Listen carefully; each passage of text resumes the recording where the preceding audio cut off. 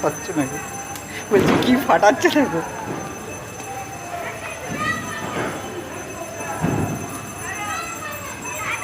আরে বাড়ির যেটা গন্ধ ছিল গন্ধই নেই।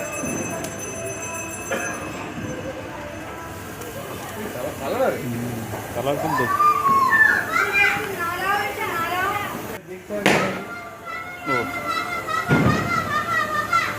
সবুজ হয়ে যাবে। সাদা লাল সবুজ। এটা ভালো তো।